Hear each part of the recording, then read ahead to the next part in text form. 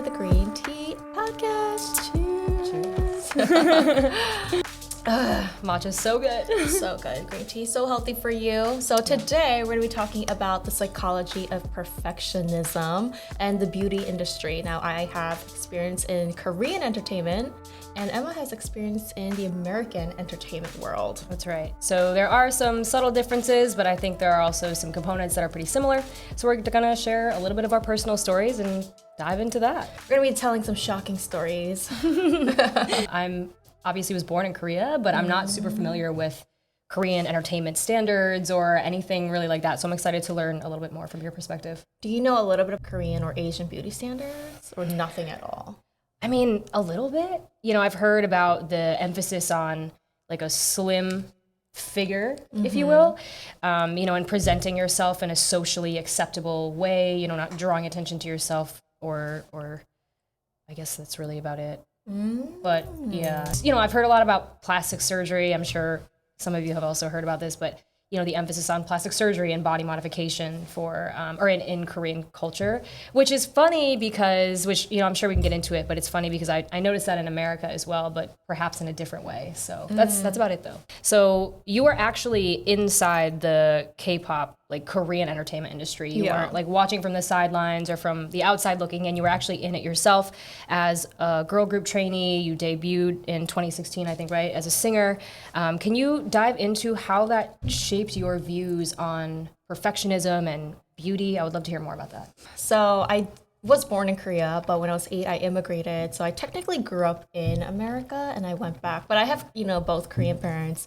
So I was very like growing up in the Asian culture. Yeah.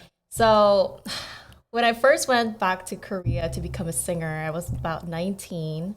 And the first thing about, I guess, the beauty that I remember is that I was looking towards different auditions, because you have to go audition to companies, and that's how you like get into the training system and become a trainee, and hopefully you debut one day. And I remember my aunt's relative, like a far relative, and apparently he was like a manager for some Korean actresses, I think. It was a long time ago. And he came into the living room of our aunt's house, and he was kind of like, let me take a look at you. You know, there's so many other pretty girls out there. So are you good at singing? Like, what are you good at? And they say it in such like a bold, in your face way. And that's when I was like, oh my God, I thought I was the prettiest girl. Coming from America, you know, everyone compliments you. But in Korea, it's not like that. They will literally critique every little thing about you. And the Korean beauty standard is a small face. They want you to be small face, slim, pretty pale. Skin tone isn't really like a big thing anymore. Okay. Perfect nose, big eyes, 쌍꺼풀, or like the double eyelids. So everything has to be like the perfect portion, and I wasn't that.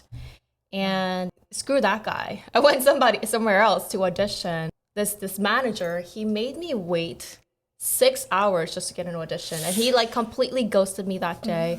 I waited at a cafe for 6 hours just to get an audition. They test not only your beauty but your mannerism as well. Wow, that's insane. I mean, I haven't had that specific experience obviously with dance and entertainment, but I mean, that seems really intense to kind of just go for the throat with criticisms like that. Or I mean, it gets worse, by the way. This is like nothing. Right. I think the most triggering one was when I actually got into like an agency, the girl group agency. The day before, I auditioned in front of this, like the manager there, and he was like, we're looking for an English group member to join our girl group. Okay. And I got in and I was like, oh my God, I'm done. I'm set for life. The next day, I go into that company and oh my God, I'm telling you, the girls there, the trainee girls, the girl group that I was about to join, those girls are next level. Like, it feels so toxic to say in 2024. Right. But, you know, when I went in, I thought I will be at least normal, like average, you know?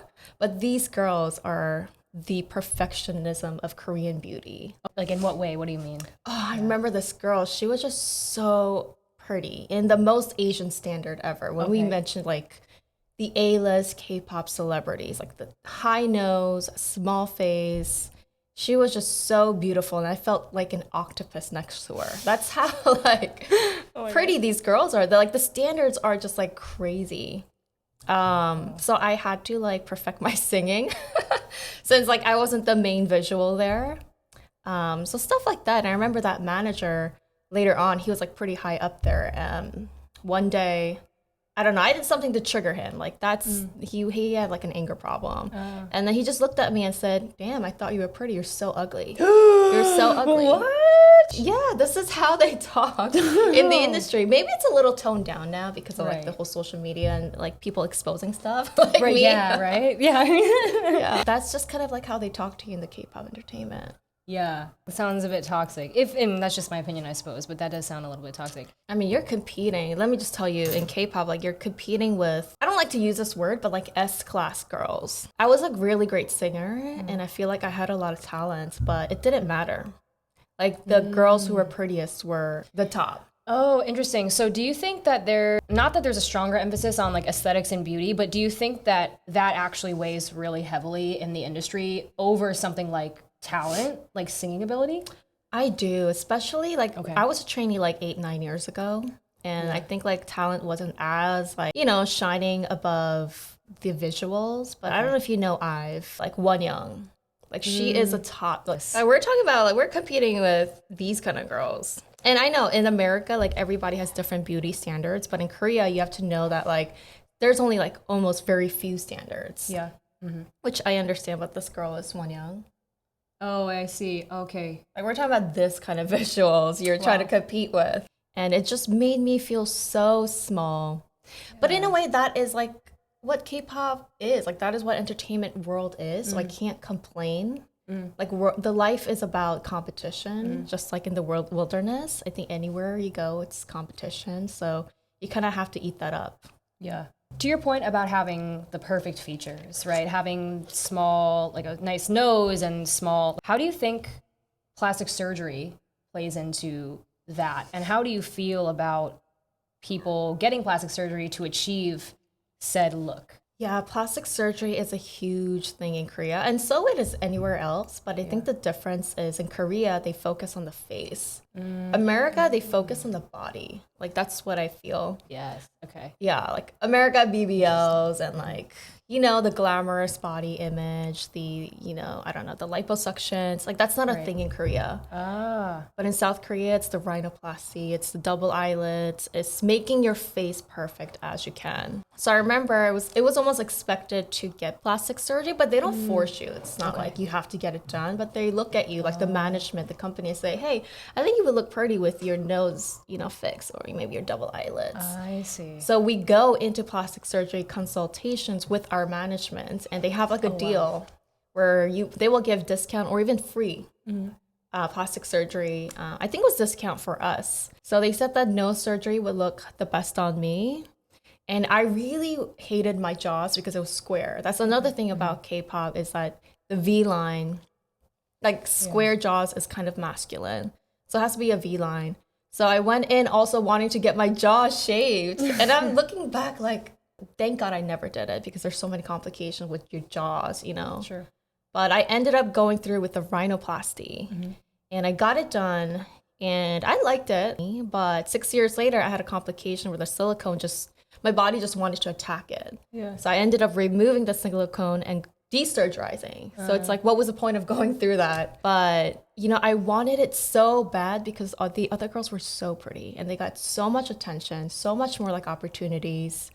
And I was so obsessed with my face and looking skinny that it just like ate me up for a while until I came back to America. Do you think that having been in that industry and having to hyper focus on beauty and like the intricacies of your face is something that you still, I don't want to say struggle with today, but is it still something that's on your mind regularly today?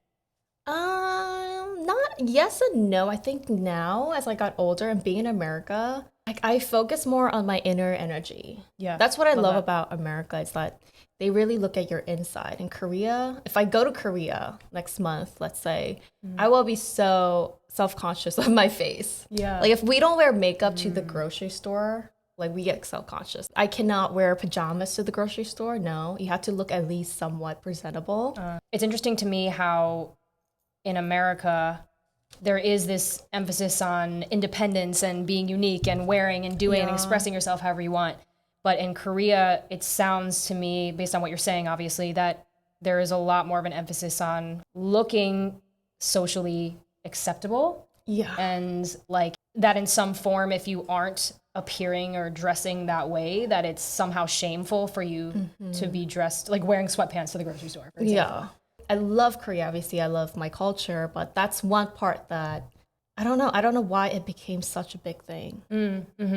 One of the things that I really appreciate about your content and your channel and the way that you speak about your experiences is that you can acknowledge, you know, the impact of body modifications and plastic surgery on yourself, any procedures that you've had done, but you also focus a lot on natural beauty products or enhancing and using makeups to like, I guess, enhance your features and not totally change your face into some crazy, you know, no offense to anybody that contours, of course, but, you know, it's not about contouring to create a whole other face on top of your face.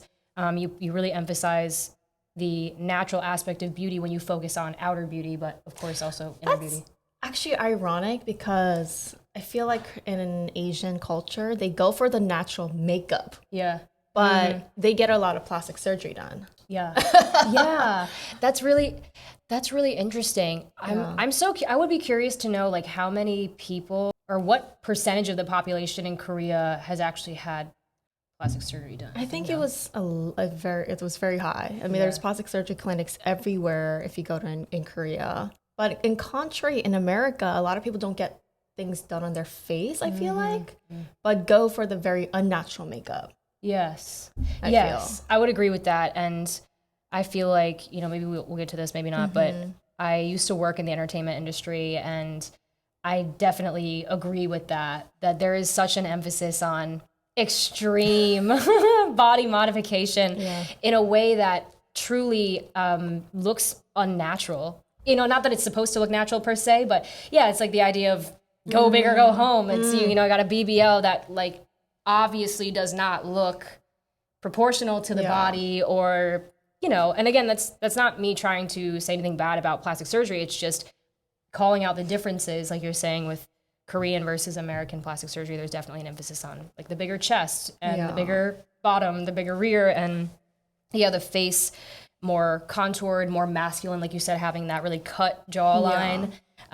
So yeah, that's really interesting. Like buccal fat removal is a thing here, but in Korea, that's like, I don't think any surgeons will do that because it will make you look older. In Korea, it's all about looking younger. And diets are a very extreme, well, it could seem extreme.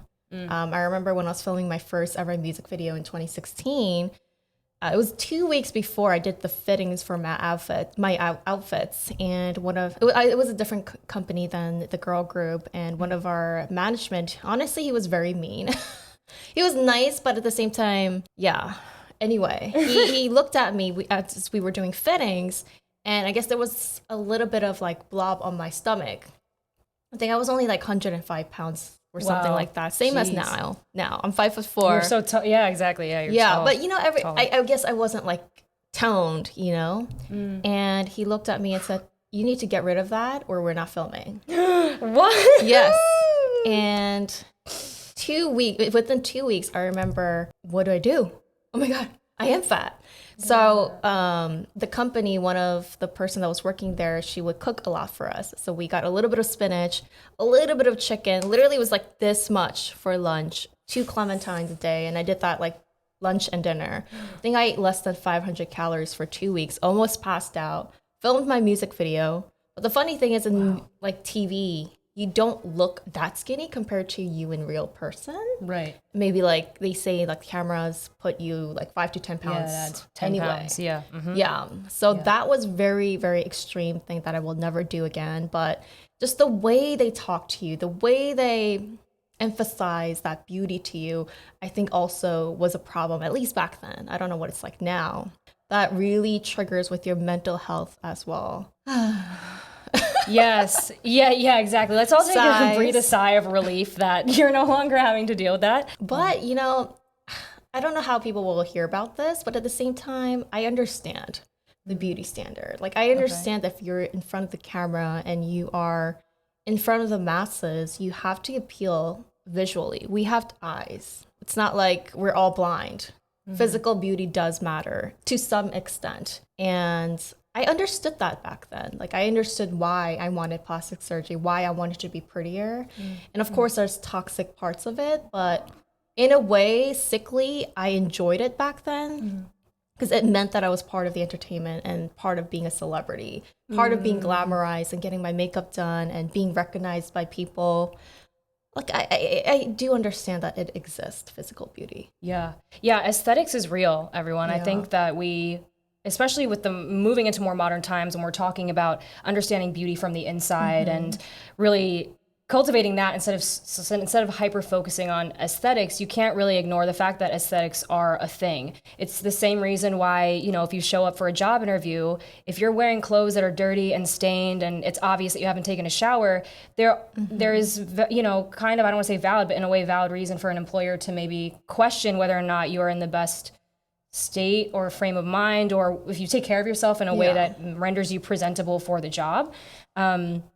But yeah, aesthetics is real. It's part of, even with marketing and selling things, like aesthetics is definitely a factor. I mean, I can't deny that physical beauty is it somehow sparks a primitive part of us. You know, like they say, if a man looks at a woman with, you know, curves or beauty or like that old classic beauty, you know, it makes them head turns. Like there's a reason for that. I'm not denying that, but I think there's a healthy way we can go about it, especially in the Korean entertainment industry. I'm not so heavily there anymore, but it would be nice to see a change. And I think there is a change. I do agree with what you're saying, that the power of attraction is also a real thing, you know, like to that point about this primal response. Or interesting, not to bring astrology into this, but I know that you have a Libra rising, and the rising sign in astrology represents how you interact with the world around you as well as how other people perceive you.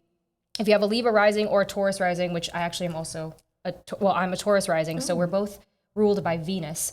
Venus is the planet of, yes, love and relationships and art and beauty, but it's also the planet of attraction. And I find that Libra risings especially, they thrive when they allow that side of them to come out and express itself, like that side of it. What kind of side? Like physical beauty, or mean? Yeah, sort of, yeah, like aesthetics and physical beauty, and using that to harness the power of attraction. I think some people can hate on, like you're saying, like they hate on physical beauty, they hate on models or people who've made a living just with their beauty. But some people I really feel are destined, in a way, if you will, to find success using that and like using that to their advantage, you know? I love that. I love hearing astrology from you. Yeah. But enough about me. With Emma, let's talk about the American beauty standards. Since you grew up here in America, I know you were trained in the classical ballet at the prestigious, the Joffrey, is that how you say? Yes. Joffrey Ballet School. So let's see how that experience impacted you, in the contrary to like me. Yeah. So I think with dance, there is a lot of overlap with what you've just shared about being in K-pop, although not as much on the face, more about the physical physique with the actual body, because ballet is obviously a very physical art form, if you will. I mean, it's a very physical art form, and there's an emphasis on performance and visuals. You know, I think with any performance artist, of course, there is an emphasis on, does this look appealing, right? Is this attractive? And with dance, I find that it's especially important for the physical body to look a certain way. So before I get into that, like I did want to share a little bit about, you know, how I got into dance. I know you had mentioned being in the K-pop industry. You said you were 19? Yeah, 19. 19, yeah. So I trained at the Joffrey Ballet School in the pre-professional division, and my goal at the time was to have a career as a professional dancer, a ballet dancer. I had been dancing since I was 4 years old because I really was a shy kid. I wasn't very social. I was kind of insecure. And so dance studios became like that safe space where I could express everything that I really struggled to articulate verbally. You know, I've shared this before. I think I might have mentioned it one of the last times that we spoke, but I also used to struggle with like selective mutism. So really? Wait, what is that exactly? You don't speak? Yes. So I couldn't speak. I had social anxiety and also selective mutism. Selective meaning that It's not all environments that I was mute, but certain environments where I was, and they happened to usually be social environments. Most notably was when I was in school. I wasn't able to like open my mouth and share or contribute if I was called on or if I willingly wanted to say something. I remember wanting to speak, but nothing came out of my mouth when I opened my mouth to speak. Were you diagnosed or like? So I wasn't formally diagnosed, but I've spoken to several doctors, I suppose, like that I met, when I was working in nightlife or, just in my own life, who told me more than likely that that was what it was. So that's the other thing I was going to say. I'm glad you mentioned that, is I was not formally diagnosed. So I do want to make that like really clear. I'm not trying to self-diagnose. But yeah, I've been told that it's likely was that. So anyway, I started dancing when I was 4. I started dancing when I was 4, and by the time I was 13 is when I had started training at the Joffrey Ballet School. And I think for me, it really shaped my mindset and self-image during some really important years, because when you are 13 years old, you are starting to cultivate and hone your own independence and your own identity. And identity is interesting to me because like self-identity, it's how you identify yourself personally, like from the inside, I suppose. But then there's also this component of identity that is like what distinguishes you from other people. So it's like a comparison, but not from the aspect of somebody is better or worse. It's just a simple comparison of, oh, I'm short and you're tall, for example. There's nothing wrong with that inherently either way. It's just a simple, like, that's how I identify and distinguish myself. I'm 5'2" and she is 5'4", The thing is, though, with dance, kind of similar to K-pop in a way, is there was a lot of perfectionist mindset going on. Things had to be perfect. Your technique had to be just right. You had to have a great performance quality. You had to have great movement quality. You had to be musical. You had to be slim, I think, above anything else. Like there was a large emphasis on weight and not being even what science would consider like normal size or having a normal BMI. It was kind of looked down on. I know that in other countries like France and China, Russia, some of the people that I've met and heard stories from that dance there, it's even worse than in the United States. And you're talking about like ballet, the way you look, like the classic ballet people we think about. That's right, yeah. So the desired look for classical ballet is being tall, but apparently not too tall because they don't want you to be too heavy either, to the point where you're hard to lift. I don't know. But yeah, tall, long, slim, hypermobile. So, hyperextended legs and arms. Really, I guess in ballet they call them banana feet, but really like arched feet, sort of, from the ankle, not just the arch. Very slim, very long. And kind of to your point, when you said with K-pop, you understand why the standard is that way because of the aesthetics. This might be an unpopular opinion. I don't necessarily agree with it, but I understand like visually why ballet seeks that out, because when you have people doing this graceful movement, it does look very beautiful when you have a line that's created, a hypermobile leg line or something. It is beautiful. So I do understand, even if I don't agree, why that is what the standard, if you will, is in ballet. I struggled also with body image issues, I suppose. And for me, it's not that I'm overweight. I'm 5'2". Well, what was the age where you felt that? That's right. I don't think you'll feel that at 4. Right. So it was really when I was 13.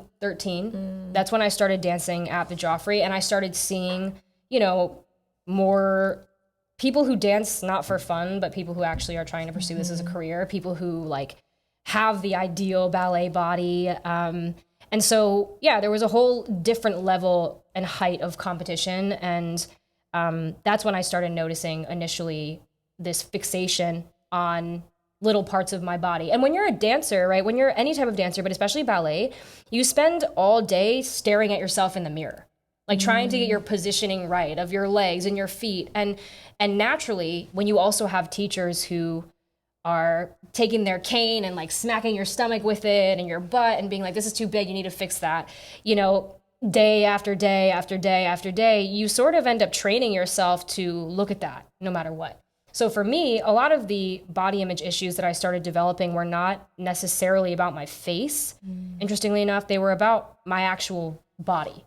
And so for me, I felt a little bit out of control with dance because I can't change how tall I am. I can't like grow 6 inches and then like take all my fat out just like with a snap of a finger.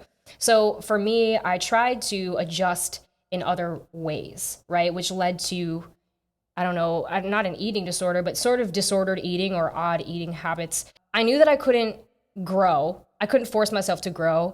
I had no control over my height, but I could control perhaps how thin I was to a certain extent, right? And I'm already, I'm not, like I said, I'm not overweight. I've never been overweight. I was a normal sized person. But the dance industry, you see a lot of people who struggle with ballets, very bony, very like no fat.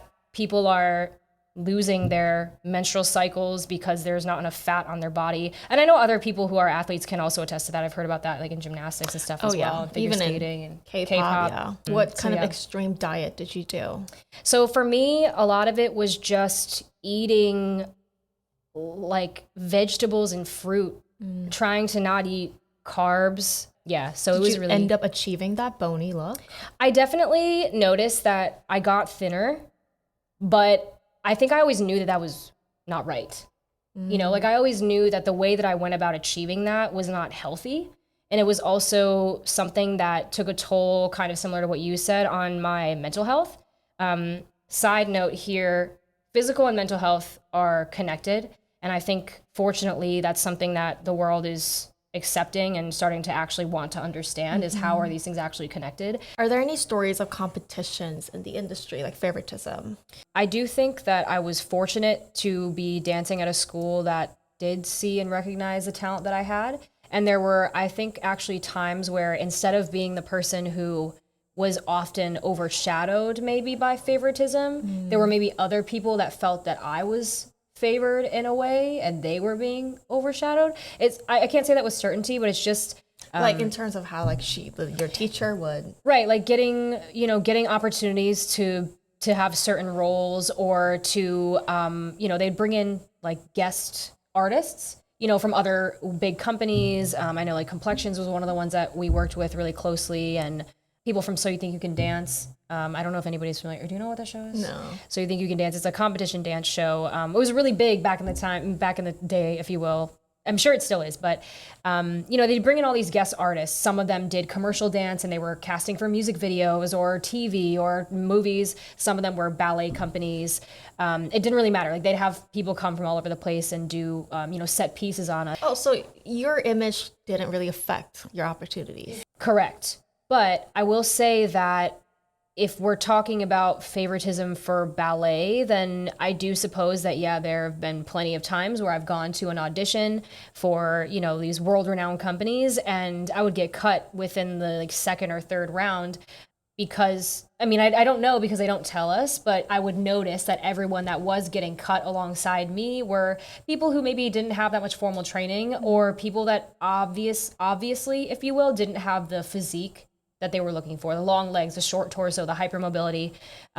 It's like you wouldn't even get past the middle round. And that's how ballet auditions work, is everybody shows up, we all have a number, and they just cut you as they move along. So in that regard, I think, yes, body image did play a role in not perhaps granting me certain opportunities. But I found more success in contemporary dance, which is, Julie, the woman that I had mentioned. In that area, the body isn't as important, I think, in a way. Like the standard isn't as tight or exact. So I found more success in that. And I think that's part of why maybe, I felt like I wasn't being overshadowed in that department, maybe that I actually thrived in that area. So I guess like you said, beauty is in the eye of beholder and the career path you're in. K-pop, there's a certain look. Ballet, there's a certain look. And once you switch to contemporary, did you see more success? Yes, definitely. I definitely did. And so I think that's part of what really made me realize that standard of beauty, you're right, it's very strict in one area, but not in other areas, even within the realm of dance. It was crazy to see it was crazy to see the difference in the same industry, if you will, but just different styles of dance. The same standards didn't necessarily uphold themselves in there. And if you think about, if you take that even further, there's hip hop and there's street dance and pole dancing. There's all forms and styles of dance, and it's very true that in some of those styles, no one really cares if you have long legs and a tiny torso. You know, they don't really care about that. And I think that that's a really beautiful thing, actually, to be honest. Did you have any jealousy of the other girls? Did you feel jealousy? Yes, definitely. Especially because, like I said, I was 13 years old, and a lot of the people that I was in training with were already 18, 19, some 15-ish, but they were already going out for these auditions and getting jobs and getting offers. And I think there was a part of me that felt, I suppose, jealous, but about things that I knew were out of my control. And so I think that's what made it just stew within me and really made me sort of like beat myself up about these things. Is it wasn't like, oh, I'm jealous because this person is getting this opportunity and they have like really great technique and, all these things that like I could just work on myself and maybe find myself in the same situation or have similar opportunities. It was things like the body image where I'm like, wow, I really can't even compete with that. So yeah, I do think that I experienced jealousy. Yeah. And it was mainly from that angle, of shoot, I can't change this about myself. And now I'm just going to let it bother me, I suppose, Yeah. How did you feel about listening to Korean industry? And I'll tell you about. Yeah. me. I thought it was really interesting because while I'm not familiar with Korean beauty standards, I have heard a lot of what you said, a lot of this talk about double eyelid surgery and rhinoplasty and the facial features. But a lot of it is just what I've read on the internet, or what I hear or see trending on TikTok. But to hear from somebody who is actually in the industry and confirm that, yes, these things do happen. And yes, this is actually the standard. That was really insightful and eye-opening for me. And I see the parallels in some form with dance, for example, here in America, while also noticing the differences. Yeah. Yeah, I didn't realize that like dance, ballet, like specifics kind of like that also had like a beauty standard. And I didn't think that it would affect anything in America because America is so like inclusive, all is beautiful. Yeah. But anyway, thank you guys so much for tuning in. Let us know what you guys have thought about and what your experience was with beauty in your path of career. I don't know, what do you guys do? But I'm sure it exists in other careers as well. Yeah, we would love to know if whatever industry you're in, do you find that there is a struggle with body image or physique or beauty or anything like that? We'd love to know. So drop it in the comments. All right, tune in for our next episode.